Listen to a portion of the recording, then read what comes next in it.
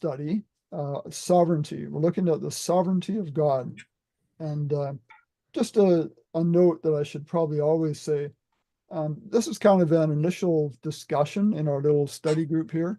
And afterwards, this whole study will be edited a lot more and posted on the website, this website, characterofgod.org. And at that point, I will fill in definitions according to the traditional legal model and the biblical healing model of the gospel. So, sovereignty. We did a study earlier, that would be January 2022, on commands and free will. And there'll be some overlap with this study. Here's the link for the command definition page. So this study on the sovereignty of God is looking at what that means for our understanding of his character, especially. When we did the free will, it was looking more at the impacts on us, but there will be some overlap. So the words sovereign and sovereignty do not even occur in the King James Version, but the terms are very important for understanding God and his character. So here's some definitions just from dictionary.com for the English word sovereignty and sovereign, they're nouns. It says the quality or state of being sovereign or of having supreme power or authority. That's the one that most applies here. And sovereign just means or refers to a person, really, a monarch, king or queen, or someone with supreme power or authority, which would certainly apply to God. So, in a practical sense, sovereignty means what? If I have sovereignty, what do I have? Authority. Authority and power. Authority and power. Anything else? Kingship, rulership, leadership. Okay, I put control. All those things are right. Control would be a big one, though. So let's ask this question: is God in control? And it seems that should be correct. Mm-hmm. We certainly wouldn't say God is out of control or God can't control himself or something like that. So if yes, if God is in control, what is he in control of? Any thoughts? He's in control of a plan of redemption.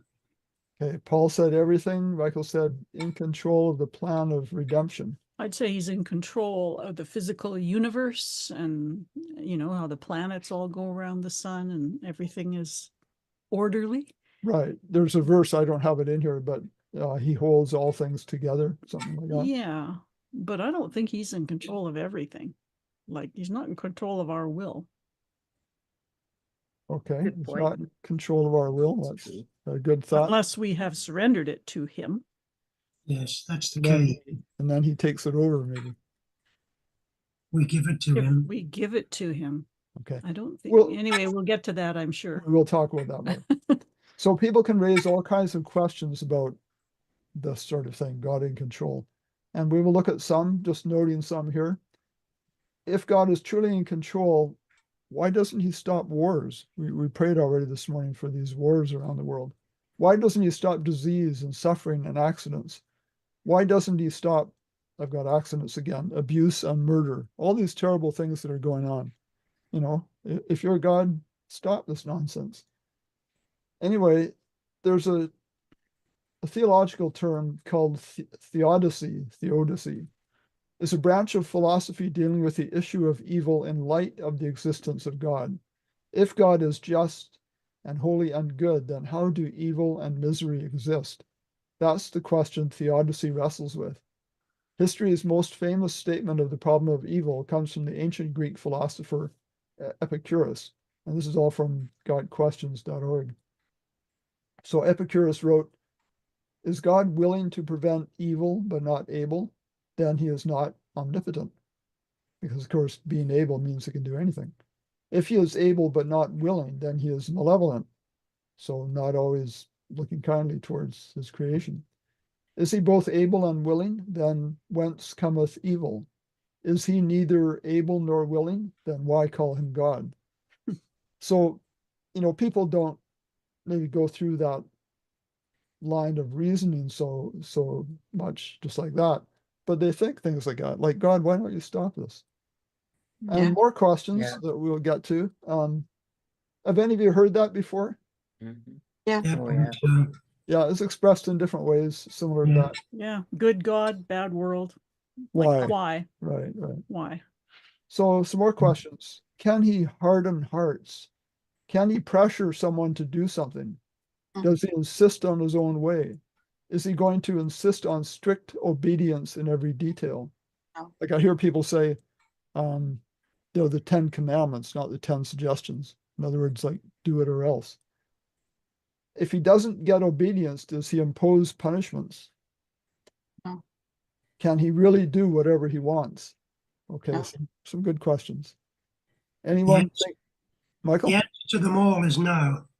Okay, I was just thinking that, Michael. Okay. No to all of them. I think a lot of things he allows because Because free it's a choice. test. He tests us in different ways, and sometimes they're not always good ways, but I would think he can do whatever he wants, but he also knows when to allow us the freedom to do our evil ways. I mean, really, he is omnipotent, so he could do it if Yes. he wanted a robot. yes. Okay, And the first one, can he harden hearts? He can do that. I would say yes to that one, because the Bible talks about, when Moses talked to the Pharaoh, that he hardened the Pharaoh's heart. So that one is a yes. okay.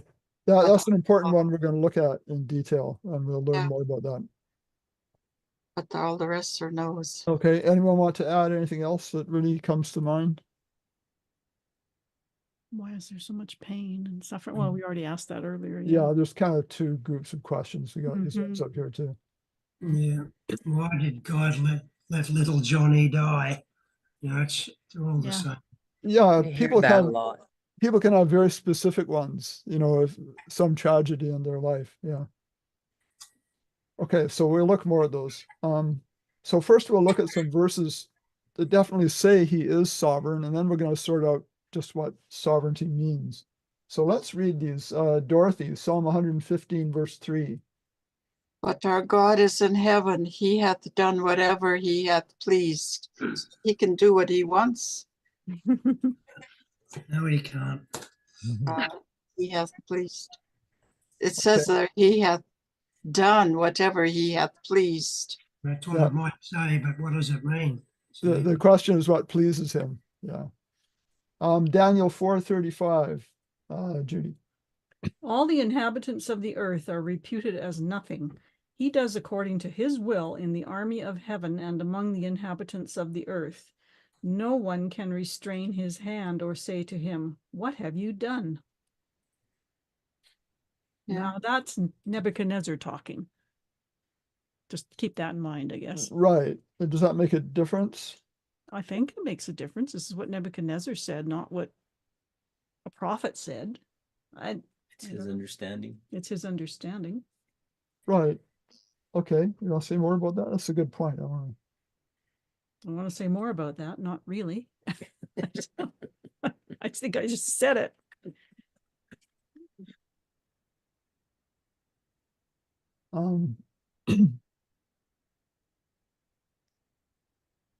Can you think of any examples where someone did stay his hand, or it seems that he stayed his hand? Stayed whose hand? God's hand.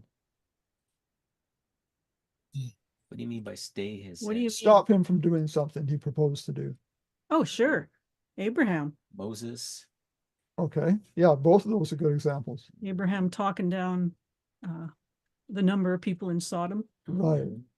Yeah. I was And trying to remember Moses. who that was. Hmm? Wasn't that Lot too? If That they was- find, That was Abraham when God proposed the destruction of Sodom and Gomorrah. Will Okay. you destroy it Yeah. if there's 10 people, 5 people, whatever the numbers yeah, were? yeah.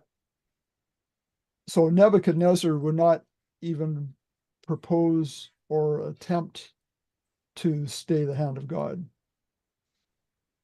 I wouldn't think. Okay, no one can restrain his hand. Mhm. Okay. Yeah. Mhm. Because he wouldn't believe that God would bend to Nebuchadnezzar's demands, for instance. he understands God's sovereignty in a certain way.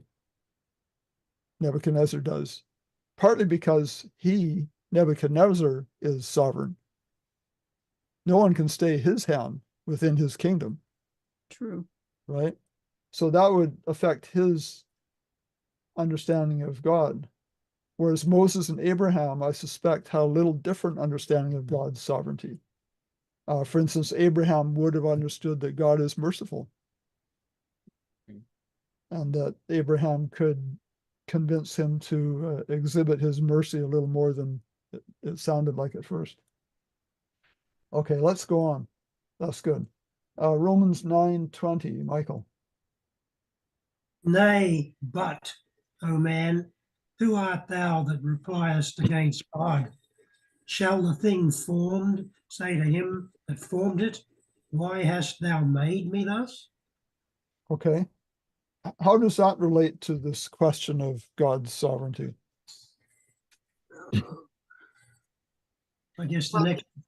He created us, so we can't go to him and ask him, why did you create us this way? Okay. So that's a good one. Any other thoughts? Sorry, Michael. No problem. Verse 21 fits in there too, Ray. Hath not the potter power over the clay of the same lump to make one vessel unto honor and another unto dishonor? Dangerous verse, that one, for some people. Yeah. Yes. Okay. Let's go to Exodus 19:5. I'll be back to Dorothy. No, No, it's Paul. Paul. There we go. Now therefore, if you will indeed obey my voice and keep my covenant, then you shall be a special treasure to me above all people, for all the earth is mine. Okay. All the earth in mine kind of relates to sovereignty, doesn't it? Mm-hmm. Like if it's mine, I can do whatever I want with it.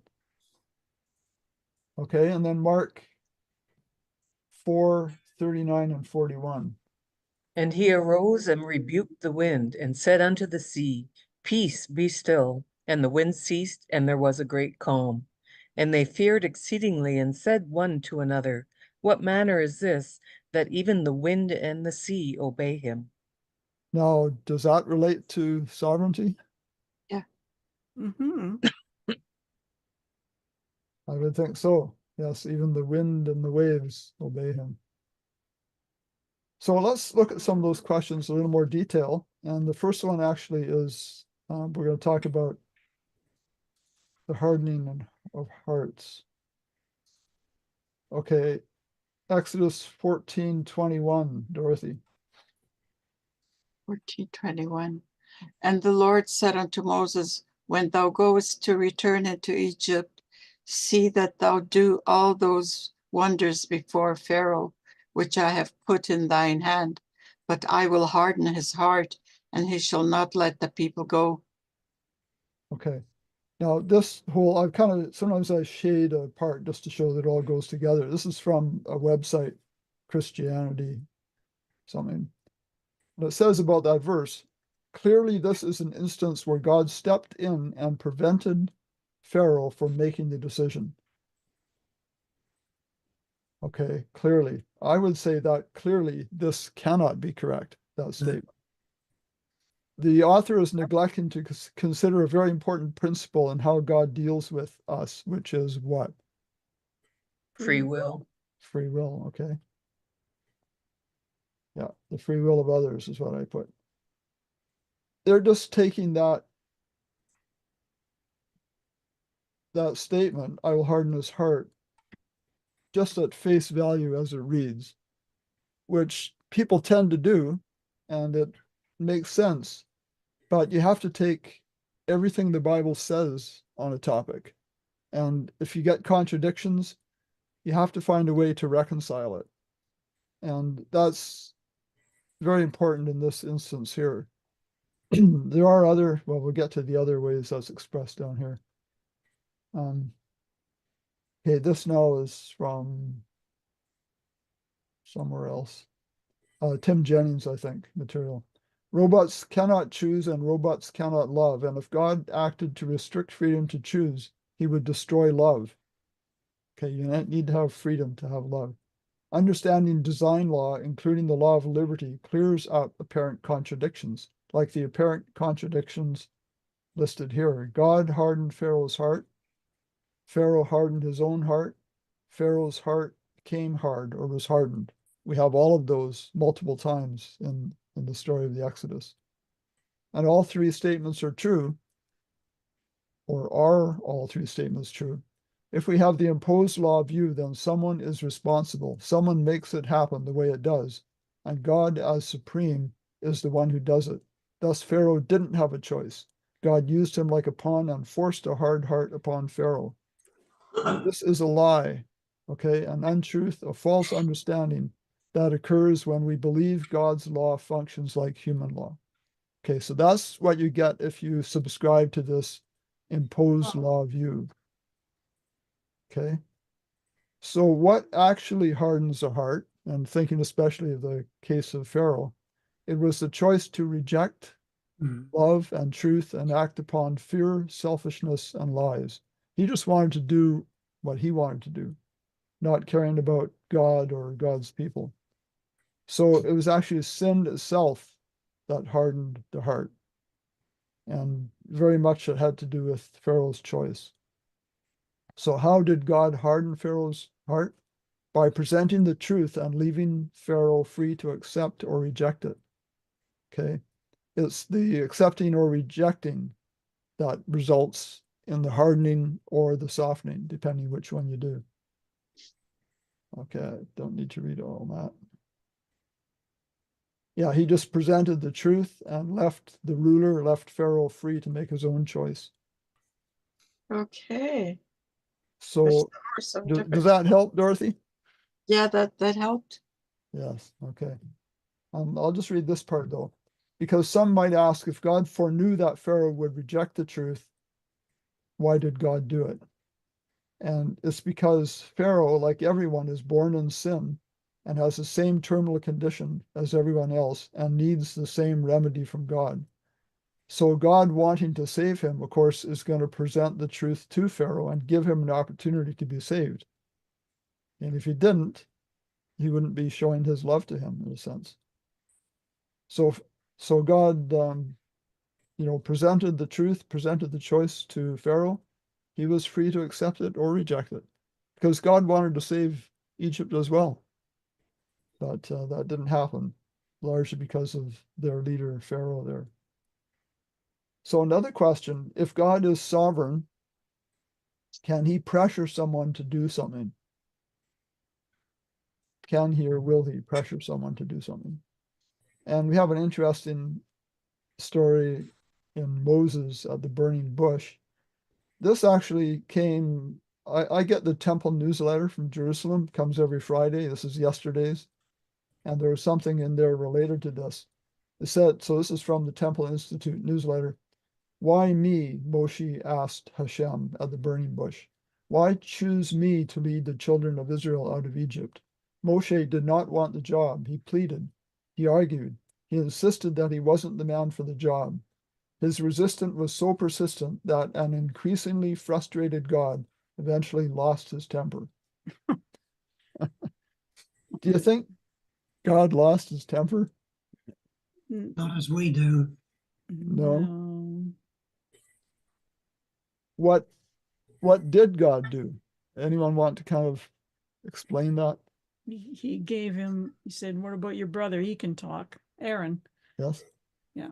So he said, Aaron can do the talking. Accommodated. Accommodated. Yeah. That's the term I like. Accommodation. So God accommodated Moses' concern, his lack of self-confidence, maybe his Egyptian tongue that wasn't working too well. And he said, okay. So God loses his temper by saying, okay, you can have it your way. I'll give you a solution. That's Not how I lose my temper. no. Yes. We should do it that way, shouldn't we? A couple of other examples that I didn't actually get a chance to write anything out here, but maybe we can come up with some ideas on this. We're looking at God pressuring or not someone to do something. What about the story of Jonah? What do you think there? Well, God told him to go to Nineveh. He turned around, went the other way, and got on a ship. But in the end, he got tossed overboard, and God sent a fish. I think God persuaded him. I didn't pressure him. I don't know. That's kind of hard. I actually hadn't thought that through. So Yeah, I haven't thought that through either. But I mean, said God provided the fish to save him. Yeah, but did God orchestrate the whole thing? Yeah, we could say God, dragged them back the other direction via the fish. But if he hadn't given the fish, he would have drowned, I think. Yeah. I'll have to think on that one a bit, maybe. Maybe Jonah really did want to obey, but he just lacked confidence in himself. I don't know. He needed something miraculous like that to show him that God would be with him and that he could do it. Well, the other thing is the Syrians had quite a reputation as being a very brutal people. Right. So maybe he was fearful about even going there. I'm sure he was. Oh yeah, I think so. That's why he went the other way. Yeah. What about Saul, who became Paul? Is that a case of God pressuring Paul in this case, to do something? Yeah. I think he just showed him the truth, which convinced him. You're talking about on the road to Damascus? Yes. That whole experience? Yep. Well, God knocked him off his high horse. Judy and I always have a debate about that because I say he got knocked off a horse and she says there was no horse mentioned. So. Yeah. Yeah. I would guess that in that case, Saul actually had a desire to know truth. We understand that even from the time of the stoning of Stephen, that event actually affected him and pricked his heart, sort of thing. And he just needed to have his eyes opened. And the blinding, in fact, was maybe an object lesson to show him how he was ignoring truth, how blind he was making himself. Yeah. Okay, if God is sovereign, does he insist on his own way? Is it my way or the highway? Maybe the highway to hell? Actually, I'm going to go to my website for a minute. This is this link, God's Accommodation for Man. And there's an article there about that. And this may not be so easy to read, but there's a list here of, I'll move it over. Yeah, a list of instances where God accommodated man's needs. And there's many, many more. But here we have Moses turns God down. I've got a whole page on that. Moses appointed as an intermediary. I think that should be Aaron appointed as an intermediary. The Israelites choosing warfare. We understand that God did not give them weapons, did not provide weapons when they left Egypt, but that was their choice to do that. And then even after that, when they did go to war, although God didn't approve of it, he directed them to get the best results in their wars. He gave the Israelites quail.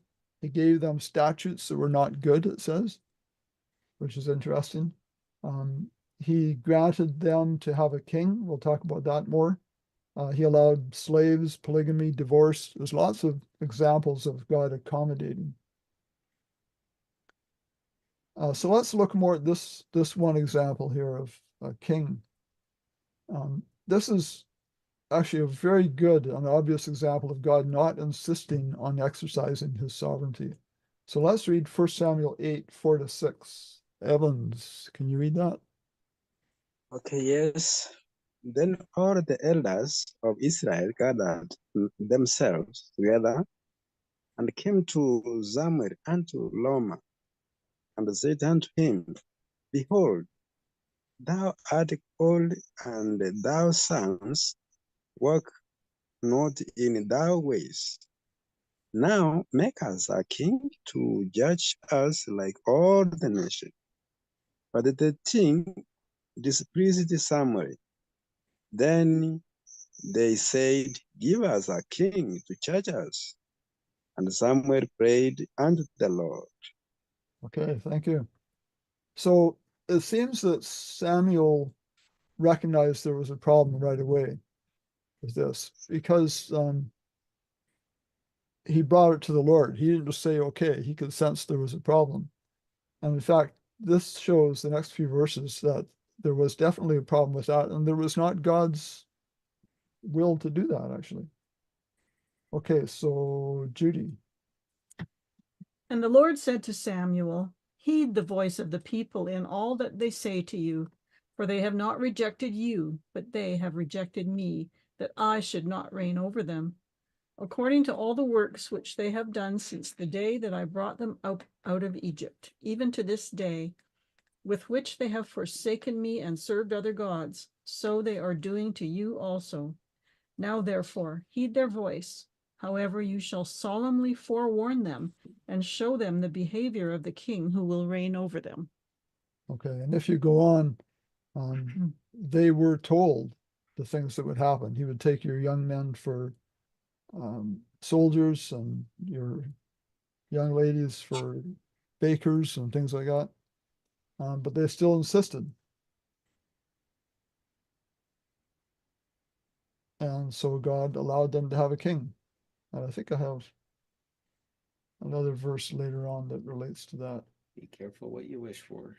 Be careful what you wish for, because God might just give it to you, but if he gives you what you want, he will also give the natural consequences. Yep.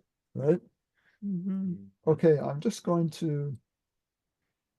So if God is sovereign, does he insist on strict obedience in every detail?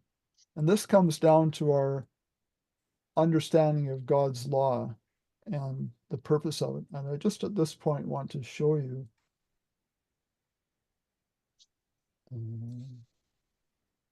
this is the video I spent a lot of time on. That's the last part of it. It loops around, so I have to go to the end to get back to the beginning. Charity, love, agape, seeketh not her own. It does not seek its own benefit. If love does not seek its own benefit, it must be seeking the benefit of others. There are two models of the gospel. In the traditional legal model, because God is sovereign and regards himself as the lawgiver, he gave us laws to obey.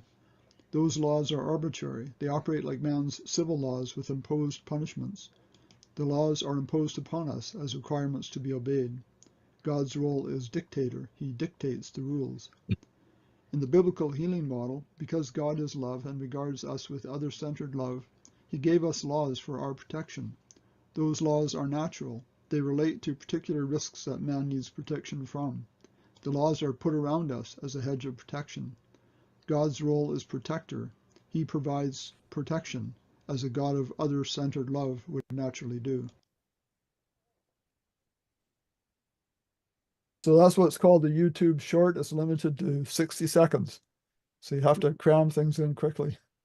Get your point across. Get the point across. You can't say very much, but I hope to make more of those. And it's gotten, I think, 90 plus views since I posted it a few days ago. So, okay, so the next question is, if God is sovereign, does he impose punishments if he doesn't get obedience? Okay, and I've put a link here to more detailed study about punishment, so a person could go there.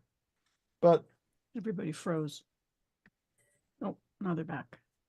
what about that? Does God punish if he doesn't get obedience, as any truly sovereign would? No. Okay, Michael says no. Punishments are built in as a result of sin. It's sin Okay. that punishes, not God. Okay, sin itself punishes, or punishments are built in. I Yeah. put natural consequence, which amounts to the same thing. No. In fact, the reason God says any action is a sin is because it hurts people, because it has negative, natural, we could say, automatic consequences. That's why he doesn't want us doing them. In fact, he's not trying to impose punishments to hurt us more. He's trying to keep us from experiencing the natural consequences, the built-in results of sins. I didn't write out anything on this, but how does that relate to the disasters we see around the world? Any thoughts? Well, all of the disasters that we see are again as a result of sin, our disobedience, and therefore we've departed from his loving, kind, gentle ways, right? We're all too greedy and lustful Okay. and prideful. He can't prevent these things. Some might say he could, but he can't. Yeah. If he did, it would essentially be interfering with our free will, you could say. Exactly. Yeah. Yeah. Yeah. God has designed nature, everything in a certain way, according to certain laws, and those do not change. I mean, it's good that we can depend on gravity, for instance, to always work. Man's playing God with the weather too, which is increasing the effects of these hurricanes or whatever. Yeah, we understand. I'll mention one. Should I? There are websites you can go that describe how man is manipulating the weather even. I'm not going to mention them because it might cause a problem with YouTube. Okay, next question. If God is sovereign, can he really do whatever he wants? So let's look at some verses here. Isaiah 46, 10 and 11. Michael. I'm going to read 9 as well. Okay. Remember the former things of old, for I am God and there is none else. I am God and there is none like me, declaring the end from the beginning and from ancient times the things that are not yet done, saying, my counsel shall stand and I will do all my pleasure. Verse 11, calling a ravenous bird from the east, the man that executeth my counsel from a far country. Yea, I have spoken it. I will also bring it to pass. I have purposed it. I will also do it. Okay. So that's suggesting that God does what he wants. Is that how you would understand that? That's how some would According understand. to that, yeah. Okay. Kind of sounds that way. Revelation 4:11, Paul. You are worthy, O Lord, to receive glory and honor and power, for you created all things, and by your will they exist and were created. Okay. For thy pleasure. Would we relate that to pleasure seeking? So some verses make it sound like God does what he does simply because he wants it that way. But does God, when you talk about what a person wants, does God have an ultimate goal? And I used to say this way back in our little group. God's ultimate goal is to make as many people as possible, as happy as possible for as long as possible. Does that sound like a good goal? Yep. As long as possible. That's eternity is a long time. I think ultimately he's going to achieve his goal. But to get there, he must first solve this great controversy that the universe is presently in, dealing with the presence of evil. So perhaps it comes down to what is his pleasure? Maybe that's kind of an important question. Luke 12:32, Trish. Fear not, little flock, for it is your Father's good pleasure to give you the kingdom. Okay, so is the Father's good pleasure there to obtain something for himself? No, to give something to Us. us. Yeah. Okay, but that actually pleases him, so it all works out. Here's a kind of a curious verse talking about God's pleasure. Isaiah 53:10, Dorothy. Yet it pleased the Lord to bruise him. He hath put him grief when thou shalt make his soul an offering for sin. He shall see his seed, he shall prolong his days, and the pleasure of the Lord shall prosper in his hand.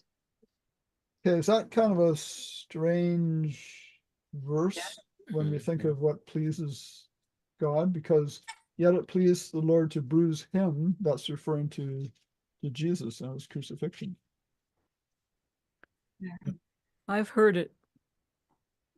An alternate way to read that is, yet it pleased the Lord that he was bruised. Ah. Well, Okay. even that wouldn't work very well. Was You bruised. don't like that either, eh? Well, would you like it if your son, your firstborn, was killed? No. No. Well, That's a bit of an improvement because it shows that God didn't do it himself. But how do we explain that further then? yeah. Well, pleased because the death of Jesus led to our salvation. So Oh. in that, it pleased him. Okay, so it's looking at a result that would come from it, a good result. Very good. Oh, yes, good. Okay, so what is his pleasure is what we're kind of looking at. Here's some things verses that talk about things that don't please God. Psalm 40 and verse 6. Evans. Okay, sacrifice and offering thou didst not desire. Mine ears has it thou opened. Burnt offering and sin offering hast thou not required. Okay, thank you. So from that, I got that God's pleasure, sacrifice and offering were not pleasurable to him, which is kind of interesting. And we've Mhm. talked about that in other studies. Ezekiel 18:32. For I have no pleasure in the death of one who dies, says the Lord God. Therefore, turn and live. Okay. No pleasure in the death of him that dies, no pleasure in the death of anyone. So it wouldn't make sense that God would cause it then. Genesis 6:6. And it repented the Lord that he had made man on the earth, and it grieved him at his heart. Okay. How do we understand that? It grieved him the same as Jesus was grieved looking over Jerusalem. Yes, I could have put that verse in here too, maybe.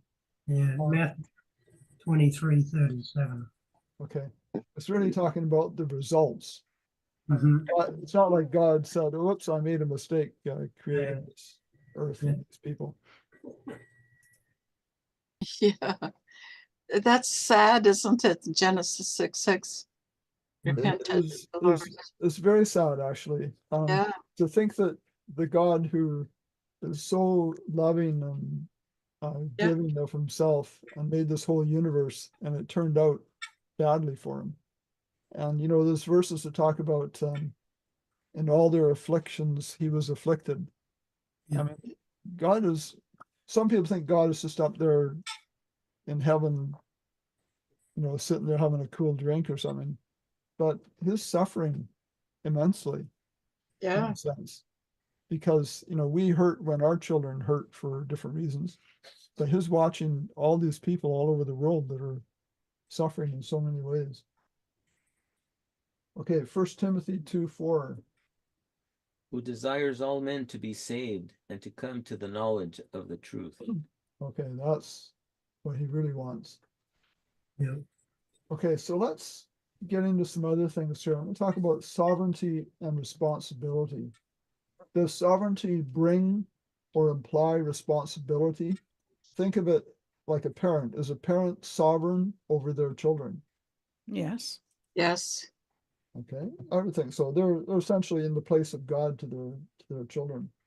So parents are sovereign over their children, but they are under a higher authority who's given them responsibility for their children.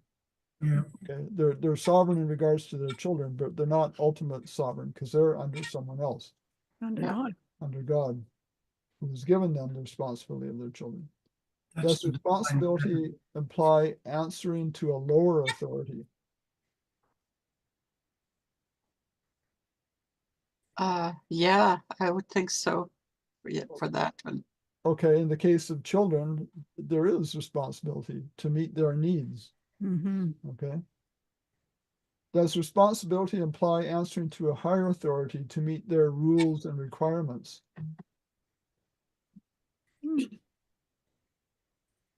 Yeah. If you have responsibility, it's usually to someone or some rules or requirements. You know, a boss might say, these are your responsibilities. Well, you're responsible then to carry them out. In light of all that, does God answer to anyone? I think he doesn't answer to anyone else, but he feels we are his responsibility.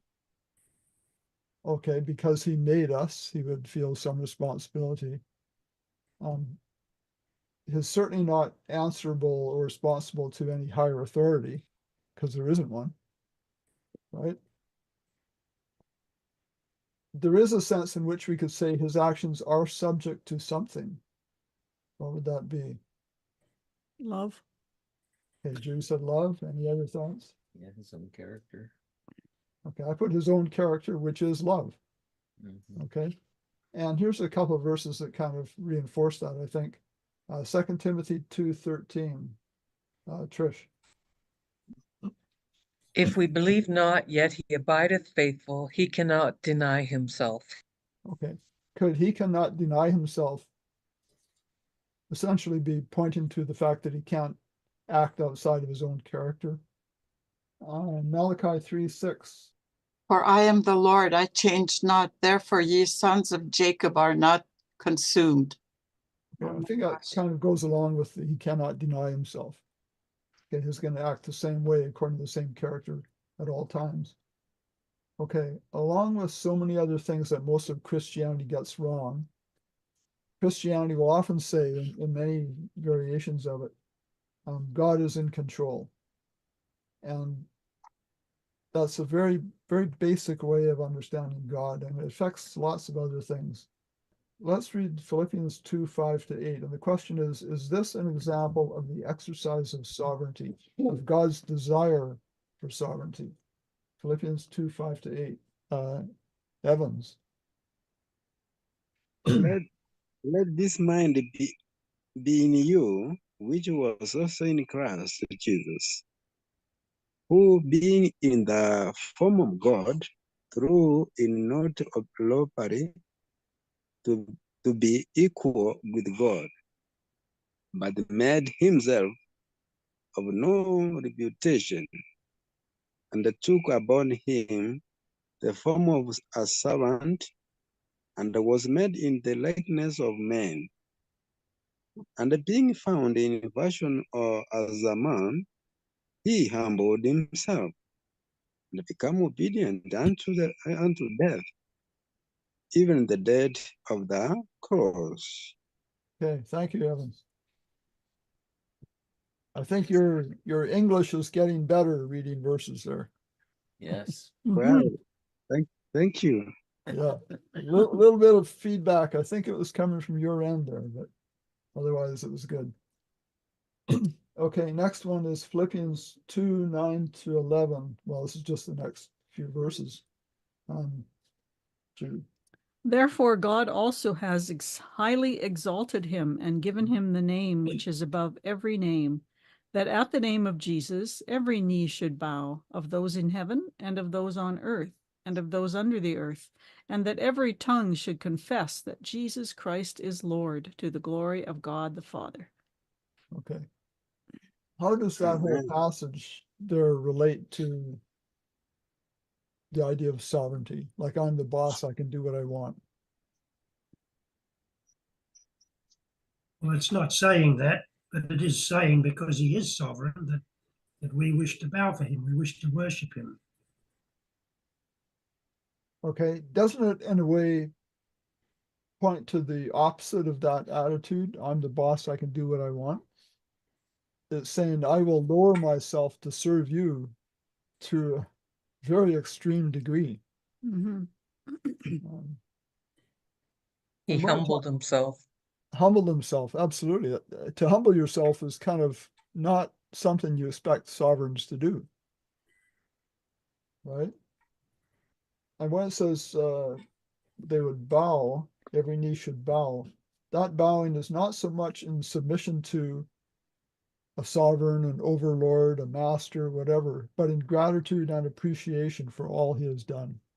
Amen. Okay, yes. It's interesting when we talk about God's sovereignty, while he is the sovereign, he doesn't keep that all to himself. Okay, there's a sense in which he shares sovereignty. Let's try Genesis 1:28. Michael. And God blessed them, and God said unto them, be fruitful and multiply, and replenish the earth, and subdue it, and have dominion over the fish of the sea, and over the fowl of the air, and over every living thing that moveth upon the earth. Okay, is dominion close to sovereignty? Mm-hmm. Yeah. It's very, very similar. He gives us everything, actually. Yes. Yes, he does. Even his life. It's interesting also, there's the suggestion of something called the Heavenly Council. And that kind of also suggests shared sovereignty. Revelation 4:4. Paul. Around the throne were 24 thrones, and on the thrones I saw 24 elders sitting, clothed in white robes, and they had crowns of gold on their heads. Okay, King James says 4 and 20 seats. What Paul read said thrones, which actually puts it on a little more of an equal setting with round about the throne, and also crowns of gold. So this all suggests that they have some part, these 24 elders, in the sovereignty, or somehow directing the sovereignty. It's not real obvious, but there's kind of that suggestion there. Let's read Isaiah 1:18. Come now and let us reason together, saith the Lord. Though your sins be as scarlet, they shall be as white as snow. Though they be red like crimson, they shall be as wool. Okay. What does the reason together kind of imply? Discuss, study. What did you say, Michael? Discuss and study. Mhm. Okay. It implies that you can talk to God and he's a reasonable guy. Like, he's not just sitting up there making all the rules and obey me or else. You can reason with him. and Like he would actually take advice. Well, Also, he's forgiving Yeah. His of forgiving. mistakes. forgiving. Yeah. He's reasonable. If someone's reasonable, they'll listen to your opinion or your point of view Yeah. and express their point of view, and you come to a good conclusion generally. Maybe even a compromise. Maybe even an That's accommodation right? sometimes. Accommodation. Yeah. Think of Abraham there bargaining with God over the number of righteous people in Sodom and Gomorrah, that kind of thing. Yeah. But you have to really know him well in order to feel comfortable reasoning with him. Abraham knew him well, Yes. so he felt comfortable doing that. Whereas if you think of God as some real high up guy in control and being the boss, you're probably not going to want to. Yeah. Have any of us shifted somewhat from an earlier understanding that God is watching over me and is going to get me if I do wrong, and you have to obey completely or whatever, shifted from that to more of a position that you could talk to God and reason with him, and he is reasonable. I think we should be coming to that sort of understanding more and more. That's not to say that obedience is out the window. Right. Because if we don't obey, there are natural consequences. Mhm. It's not that he's going to come down on us with some punishment or anything. It's all for our benefit, isn't it? It's all for our benefit, exactly. Absolutely. Okay, let's look at this. What does God's control imply? Or just control on its own? Governments control citizens, etc.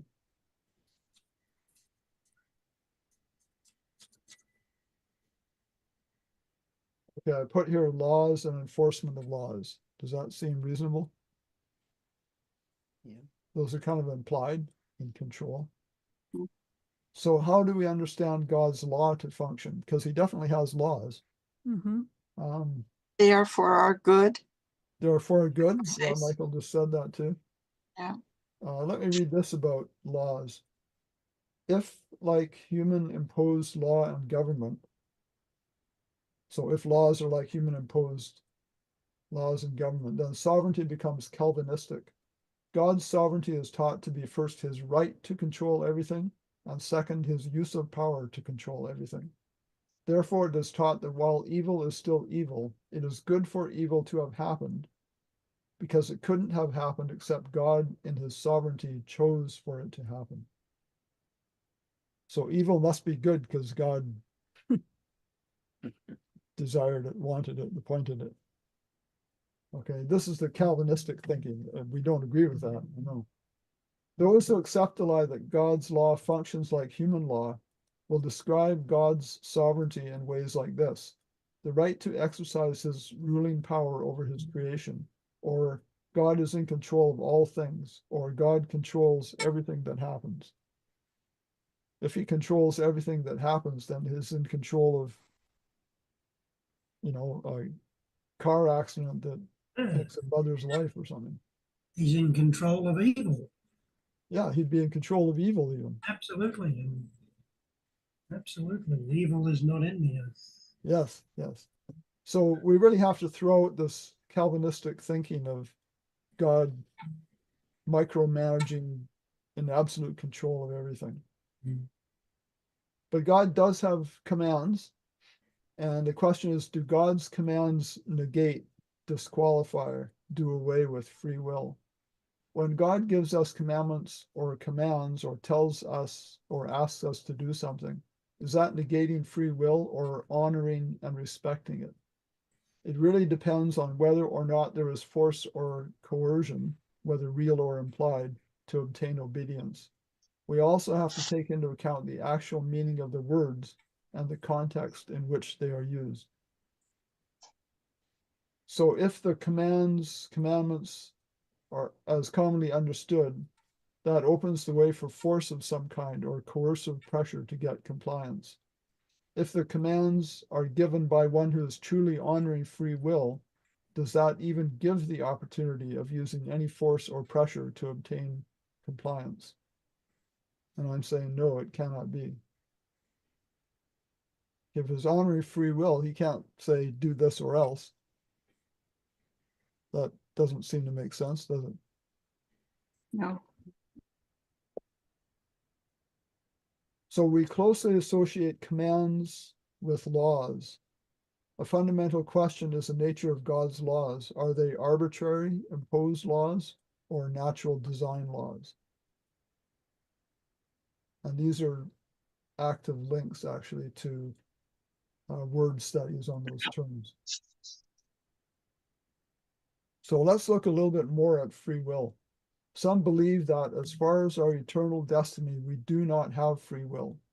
And there's a debate in Christianity that goes back centuries to two theological views. And I've already mentioned Calvinism. That's John Calvin. I don't know exactly when he was alive, but this is well before Martin Luther, I think, even. So Calvinism is the view that God alone decides. So absolute 100% total sovereignty. He decides who is saved and who is lost, and man's free will is not part of the process. Has nothing to do with it. Okay. So that would include predestination. Yes. Yeah. Absolutely. That's another term for it. Yeah. Mm-hmm. I remember being at But isn't it, sorry, Go ahead. Ray, isn't the names written in the book? Yes. So in a way he would decide. But how do the names get written in the book?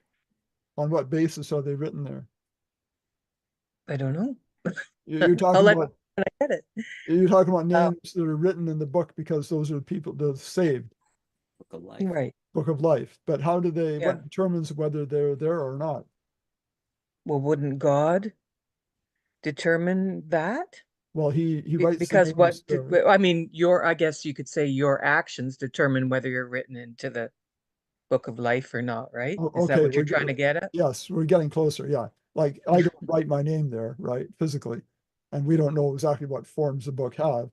But God, we could say He writes the names there, but the basis of whether He does that or not is determined by us, By our works. Yeah, I could see that. by our works, our faith. I mean, that'd be a whole discussion, but we determine it. We make the choices.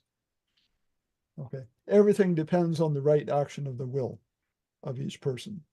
Would be a good way to put it. Revelation 20:12 is the verse.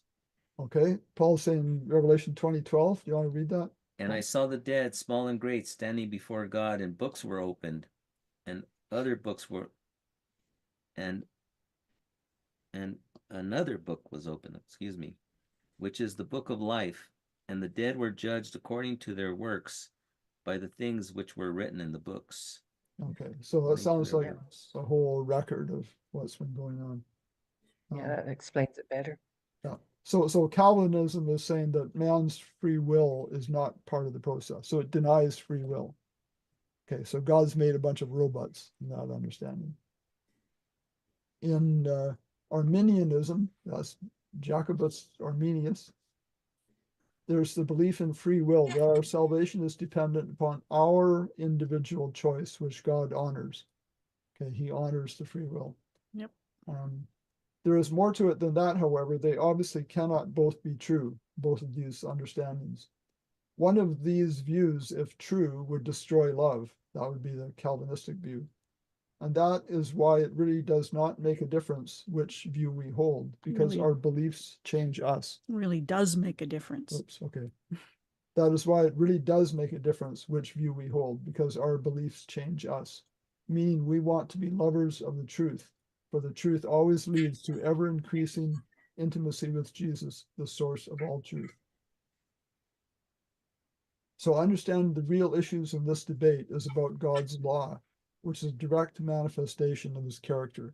Okay, we often say God's law is a transcript of His character.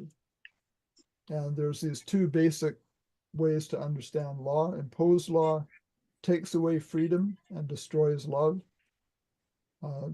Sometimes it's natural or design law, is maybe a better term, is the basis of freedom and the manifestation of love. Okay, all His laws are for our good. Earlier on, we saw a verse that said He gave them statutes that were not good. That seems kind of strange, but you have to realize that's just a case of accommodation, is allowing them, for instance, to have divorce within their culture. And they had rules about how divorce would work, but God did not give them the freedom to do that out of His own free will. It was an accommodation. So imposed law is the law of dictators. Design law is the law of our Creator. Okay, here's some verses we could ask. Do these verses imply that God limits His sovereignty? Deuteronomy 30 and verse 19. Dorothy. I call heaven and earth to record this day against you, that I have set before you life and death, blessing and cursing. Therefore choose life, that both thou and thy seed may live. Okay. Yeah. If God was absolute sovereign in the Calvinistic way of thinking, that He chooses who is saved and who is lost, then this verse wouldn't make sense at all. It says, choose life. You choose life. Okay, they were even invited with no implied coercion to make the right choice. What more could we expect from a God who grants freedom of choice? Mm-hmm. Okay, He gives absolute freedom of choice, no coercion. Some more verses like that. Joshua 24:15. And if it seems evil unto you to serve the Lord, choose you this day whom ye will serve, whether the gods which your fathers served that were on the other side of the ford, or the gods of Amorites. In those lands ye dwell. But as for me and my house, we will serve the Lord. Mhm. Okay, thank you. Choose you this day. Okay, 1 Kings 18:21.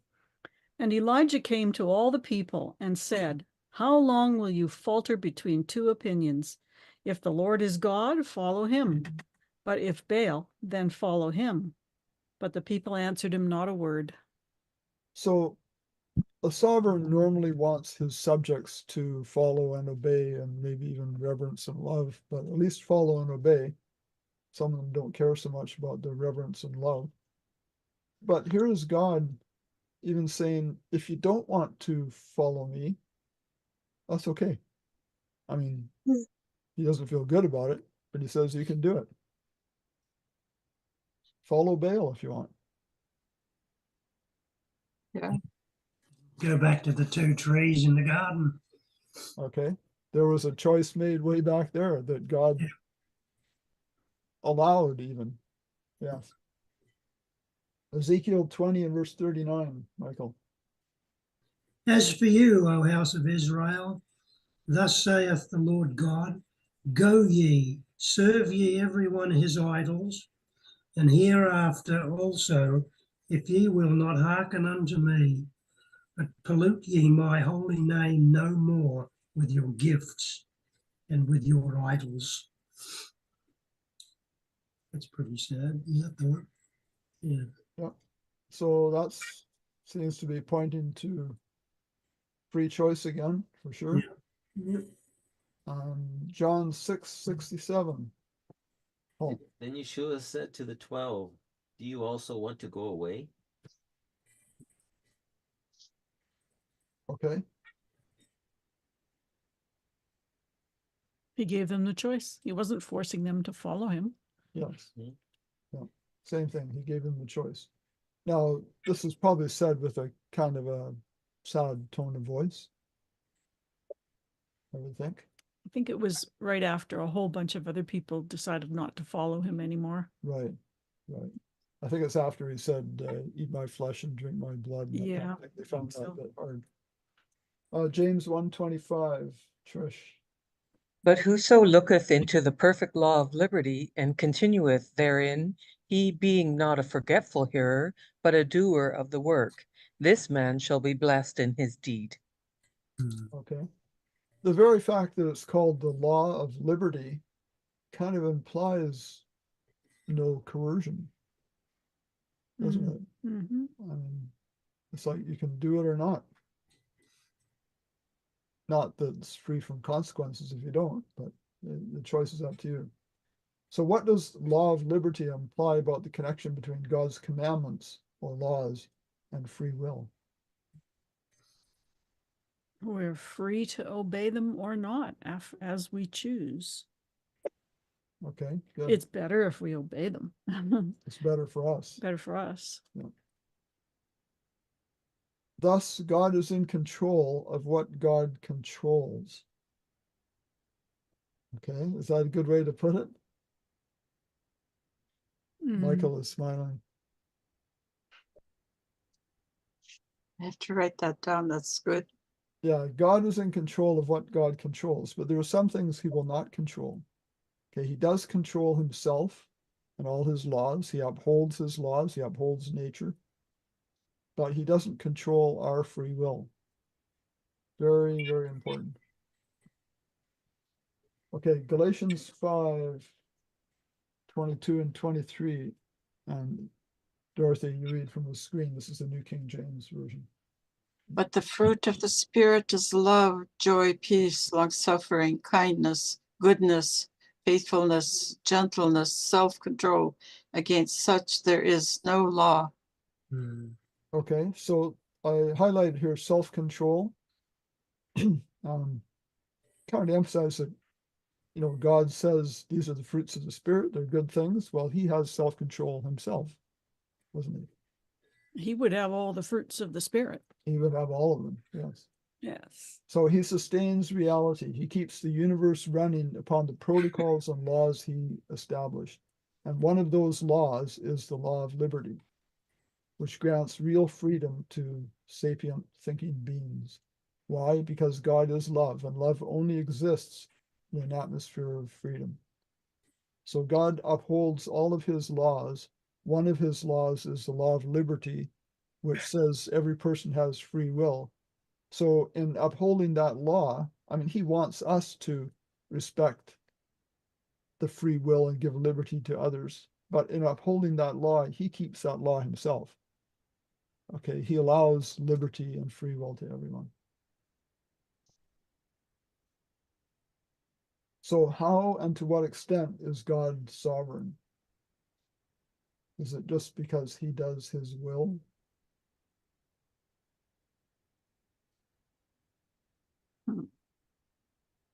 So he's sovereign to the extent of what you mentioned above, that he's in control of what he controls.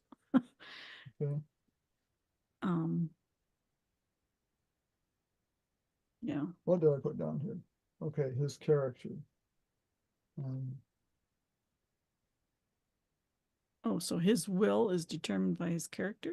Yes. Is that I what think you're saying? that's what I was thinking of. His will is governed or determined by his character, which first and most importantly is that he is love. Okay. So he is love, and his will is to grant us free will. That's because he wants subjects who will serve him freely out of love. He doesn't just want robots. Okay. That was kind of a note to say more about free will. I would just emphasize that it's a very, very important principle in God dealing with us. Does anyone feel more free in the relationship with God now, with a better understanding of his will, than you perhaps did years ago, understanding that his law was imposed and to be enforced, etc.? Has it made a difference in your lives at all, in your thinking? That's an interesting question, that one. Yeah, I think that applies to me because I used to read the Old Testament and think that he was a punishing God, but I don't think that anymore. So, Okay. yeah. Good.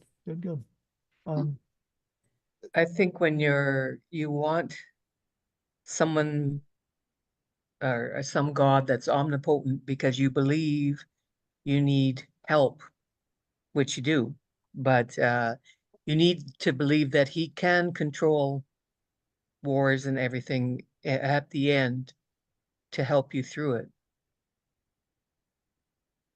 Yeah, maybe. But I'm learning slowly that he is not an evil God, so to speak, or a God that imposes his will upon us. Right. Yeah, that's comforting. Unevenly or he allows free natural consequences to our decisions, and that's been a change for me to realize that, rather than thinking he caused the flood or he did this or he did that. Yeah. Okay, And Dorothy. yet the Old Testament says that in words. It Yeah. uses those words that, yes, he did this. He closed the doors on the ark and all that stuff. Yes, there are things, and it can cause confusion. It Mhm. clearly says in places that he did certain things, but this is where we have to. This sort of thing is really important to start with, to understand God's character and his respect of our free will and how his laws work. And then we need to look at individual cases like the flood and how it was caused, and also look at how words are used and things like God's permissive will he permitted things to happen.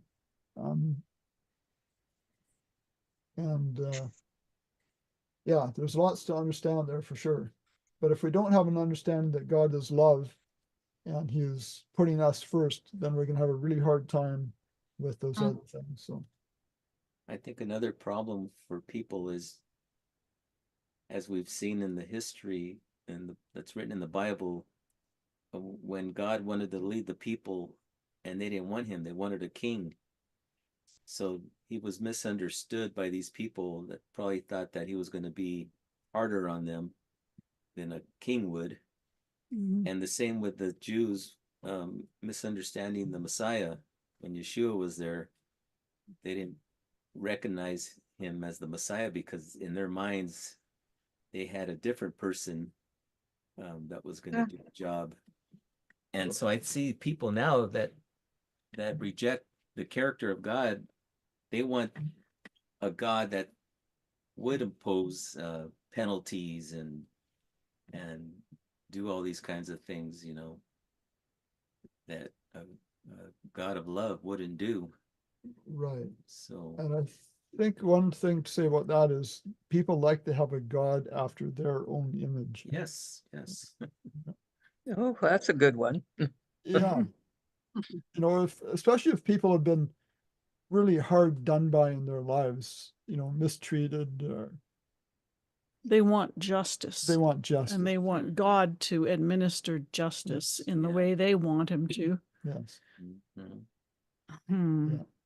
That seems like to me like the in the Old Testament that those priests and all those people, that's how they believed that God would punish them if they didn't tie the seeds correctly and all those things, Seems like to me that they believed in doing. I mean, it seems like to me that that's why they persecuted people because of working on the Sabbath, is because they were afraid of punishment from God and displeasing him. Yes. Yeah. I think we can see Old Testament times and even today how God has been misunderstood all along the way. Mhm. There's not many that understand him. And, thankfully we're coming to a little better understanding, but I'm sure we have a long ways to go yet. Yeah. Okay. Let's read, I think we're here, right? 1 Corinthians Mhm. 13:5. Evans. Shall a trumpet be blown in the city, and the people not be afraid? Shall there be evil in the city, and the Lord had not done it? Okay, thank you. You read Amos 3:6. We'll just switch the order a bit then. Okay, 1 Corinthians 13:5. Love does not behave itself unseemly, seeks not her own, is not easily provoked, thinks no evil. Okay, so the point of these verses is love to others before self. That certainly applies with this verse. Ephesians 1:11, Judy. In whom also we have obtained an inheritance, being predestined according to the purpose of him who works all things according to the counsel of his will. Okay, this could go back to, so he wants all things to work out according to what he wants, counsel of his own will. This goes back maybe to what I shared before about God's ultimate purpose. What he really wants is to make as many people as possible as happy as possible for as long as possible. He's out to bless others. Okay, and we read Amos 3:6. How does that one show love to others before self? Which one? The Ephesians one? No, Amos. Amos. That I put in the wrong place. Okay, because it doesn't really. Okay. Keep in mind these are put together pretty quickly. And No, yeah, okay, so sorry. I just thought maybe I don't see love in there. yeah. No, this is more a verse to say what this is one that would fit in with a Calvinistic thinking Okay, God has done everything. Okay, Yeah. so that should have been up in that category, Okay. showing that God has been misunderstood, really. Yeah, mine says, if there is calamity in a city, will not the Lord have done it? It's blaming God. Yeah, there are verses like that. Yeah, and those are ones where you often have to look at that verse on its, well, focus on that verse and compare it with the others, and even look at the word meanings and everything. So In that just ended context. up in the wrong place. That's all. Hmm. Okay, Zechariah 14:9. And the Lord shall be king over all the earth. In that day it shall be, the Lord is one, and his name one. Okay, so what is that saying about sovereignty? He remains in charge, no matter what. Okay, and this is looking towards the future Mm-hmm. where God will be sovereign over the whole earth, but not sovereign in the sense that he is dictating and enforcing a set of rules, but he is sovereign because all his subjects truly understand his will and love him and want to serve him. And he'll be king or sovereign in that sense then.